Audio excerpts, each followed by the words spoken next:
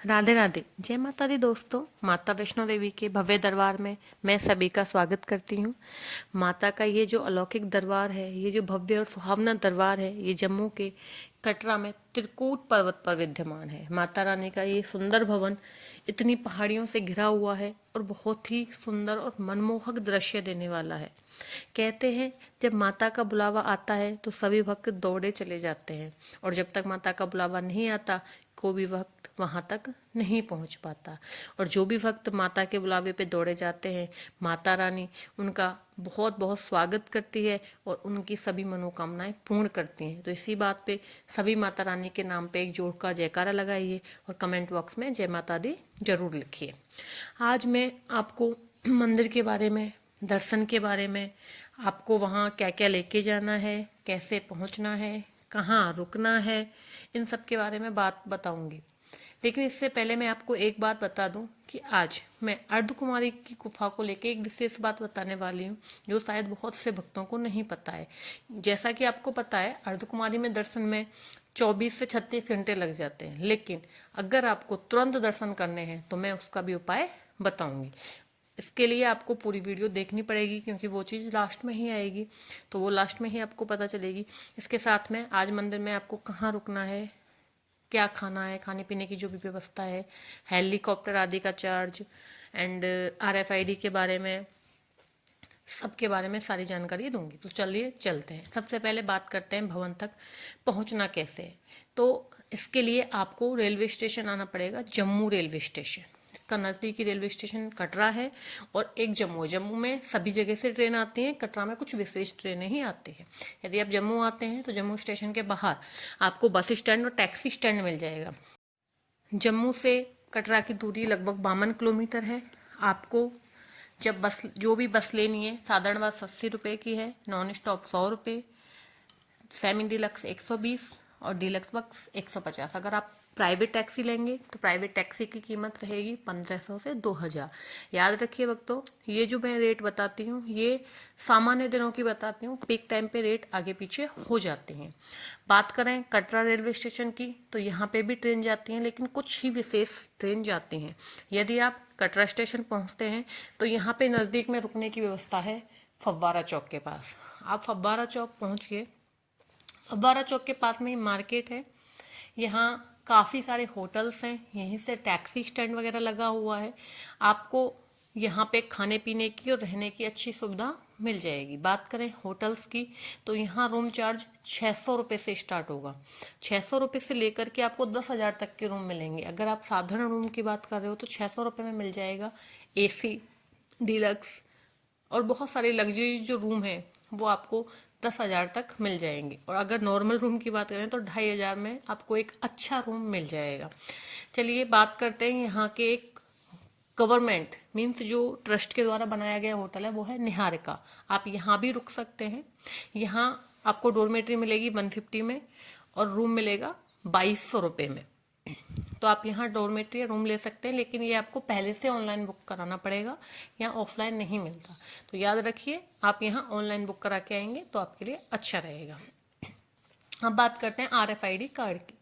तो RFID card आप Jammu station के पास बनवा सकते हैं, कटरा स्टेशन के पास बनवा सकते हैं, कटरा बस स्टैंड के पास भी बनता है, फव्वारा चौक के पास बनता है, निहारिका कॉम्प्लेक्स में भी बनता है और चेक पोस्ट पे भी बनता है। मैं आपको बता दूं, इस रजिस्ट्रेशन के लिए आपको ऑनलाइन भी सुविधा है और ऑफलाइन भी। ऑनलाइन भी अगर आप सुविधा यूज करें तो आपको यहाँ आके कार्ड लेना पड़ेगा, और ऑफलाइन बनवाएंगे तो यहाँ से बन जाएगा। इसके लिए आपको अपना आधार कार्ड लाना बहुत बहुत ज़रूरी है। चलिए अब बात करते हैं यात्रा की और पहुँचते हैं हेमकोटी मार्ग पर।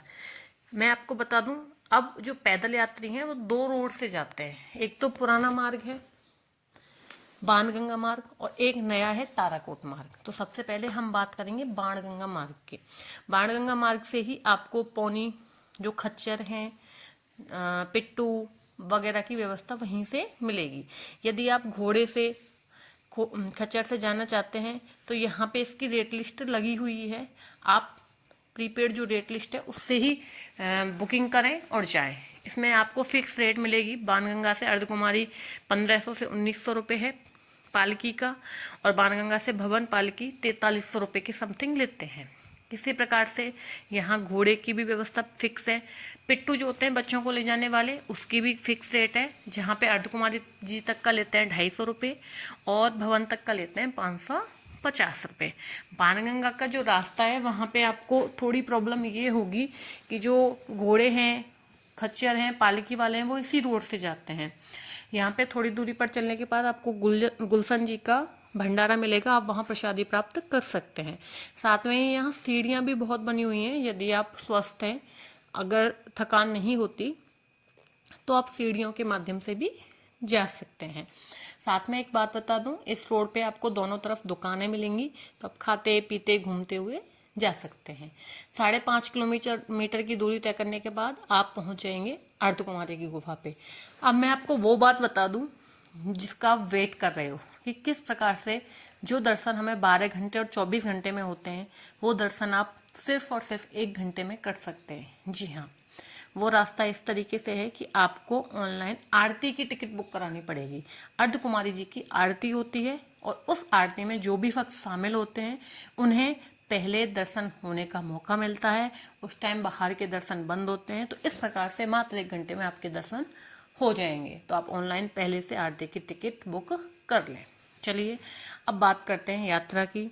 तो जो हिमकोटी वाला मार्ग है वो अर्धकुमारी से स्टार्ट होता है और यहीं पे जो ताराकोट वाला नया मार्ग है वो मिलता है। अब बात करते हैं हम ताराकोट मार्ग की। जो ताराकोट का मार्ग है वो बहुत ज़्यादा सही है पैदल यात्रा के लिए। एक तो उसमें चढ़ाई कम है, हालांकि उसका डिस्टेंस बढ़ गया है लगभग 3 किलोमीटर, लेकिन उसमें चढ़ाई कम है। रास्ता काफ़ी चौड़ा बना हुआ है, थोड़ा समतल है, वहाँ कोई दुकानें, खच्चर, गाड़ी कुछ भी नहीं चलता है, आप इजीली जा सकते हैं। रास्ते में शौचालय की, खाने पीने की काफ़ी अच्छी अच्छी सुविधाएं बनी हुई हैं, लेकिन यहाँ दुकानें नहीं हैं, तो इसलिए थोड़ा अपना खाने पीने का थोड़ा बैलेंस करके चलें। 1-2 लंगर हैं मंदिर के, वो आपको मिल जाएंगे। लगभग 3 किलोमीटर की दूरी पे एक लंगर पड़ता है, वो मिलेगा। एक पार्क भी है जहाँ पे आप फोटो वगैरह करा सकते हैं। ताराकोट मार्ग में एक चीज़ विशेष है कि यहाँ पे ज़्यादा भीड़ नहीं रहती, खच्चर वगैरह की ऐसी कोई भीड़ नहीं है, पैदल यात्री ही चलते हैं और सभी बड़ा मनोहर दर्शन देखने को मिलता है यहाँ से आपको। तो आप भी जयकारा लगाते हुए आगे बढ़िए, और ये रास्ता वापस हिमकोटी पे ही मिल जाता है। तो अब चलते हैं भवन की तरफ। आप सब भी जयकारा लगाते हुए आगे बढ़िए। ये जो मार्ग है, आपको इस मार्ग पर जो अर्धकुमारी से भवन तक का मार्ग है, यहाँ पर आपको ट्रस्ट के बहुत सारी भोजन की व्यवस्थाएं मिलेंगी। जगह जगह पर यहाँ पे ट्रस्ट के फूड पॉइंट बने हुए हैं जो काफ़ी उचित रेट पर खाना वगैरह अवेलेबल कराते हैं।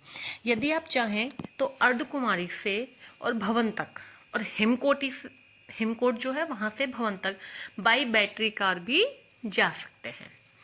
तो अगर आप बैटरी कार से जाना चाहते हैं आप उससे भी जा सकते हैं। तो अब मैं बात करती हूँ बैटरी कार के चार्ज की। तो इसका चार्ज होता है लगभग 450 रुपये पर पर्सन, और इसकी बुकिंग आपको पहले से ऑनलाइन करानी पड़ेगी। तो अच्छा होगा कि आप ऑनलाइन बुकिंग कराएं और बैटरी कार की सुविधा लें, आप बैटरी कार से अगर जाना चाहते हैं।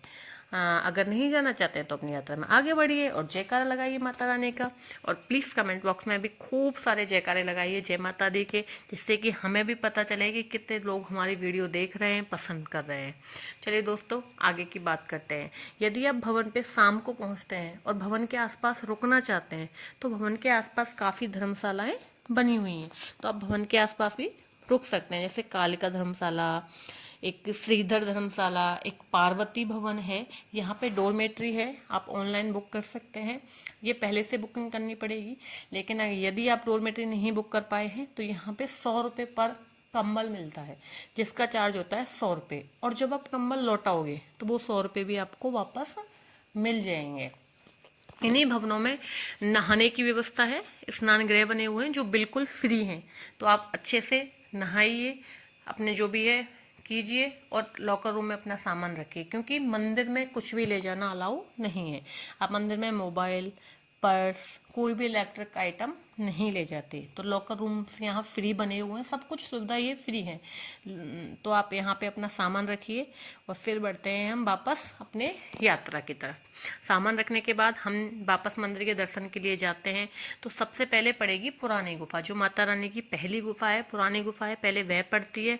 फिर मुख्य मंदिर पड़ता है, जहाँ पे माता रानी बहुत ही शोभायमान है और पिंडी रूप में हमें दर्शन देती है। हम सौभाग्यशाली हैं कि हमें माता रानी के सुंदर रूप के दर्शन हुए हैं। और भक्तों में आपसे भी निवेदन करती हूँ, आप सब भी जब भी माता रानी आपको बुलाए तो बहुत ही मनोहर माता रानी के दर्शन करके आएँ। मंदिर 24 घंटे खुला रहता है, लेकिन मंदिर में सुबह और शाम आरती होती है, अटका आरती। इसके लिए शामिल अगर आपको होना है अटका आरती में, तो उसके लिए आपको पहले से मंदिर के ट्रस्ट में से और वेबसाइट से टिकट बुक करनी पड़ेगी। तो अटका आरती सुबह 6 से 8 और शाम को 5:30 से 7 या कभी 6 से 8, समय चेंज होता है थोड़ा, तो उस हिसाब से आरती होती है। और उस समय जो नॉर्मल दर्शन है वो बंद हो जाते हैं। तो इसके बाद हम बात करते हैं भैरव बाबा के दर्शन के लिए। तो भैरव बाबा के दर्शन के लिए जब आप जाते हैं तो आप पैदल भी जा सकते हैं, सीढ़ियाँ बनी हुई हैं। आप भवन से भैरव बाबा बाय घोड़े से भी जा सकते हैं, ये लगभग 3 किलोमीटर की दूरी पे पड़ता है। और घोड़े वाले 250 रुपये चार्ज लेते हैं। यदि आप घोड़े से जाते हैं तो 250 रुपये चार्ज लगते हैं। अगर आप रोपवे से जाते हैं तो 100 रुपये पर पर्सन चार्ज लगता है दोनों साइड का। तो आप जैसे भी हो, आपकी इच्छा है, आप उस तरीके से जाते हैं। चलिए अब बात करते हैं भैरव बाबा पे दर्शन की। जब आप भैरव बाबा पे दर्शन के लिए जाएंगे तो एक बात बता दूं, वहाँ पे बहुत लंगूर और बंदर मिलते हैं, तो उस चीज़ का ध्यान रखिए। वो ना सामान को छीन के ले जाते हैं, कई बार चश्मा छीन लेते हैं, टोपी भी छीन लेते हैं। और काले मुंह के काफ़ी बड़े बड़े बंदर रहते हैं, तो उनसे थोड़ा सावधान रहिए।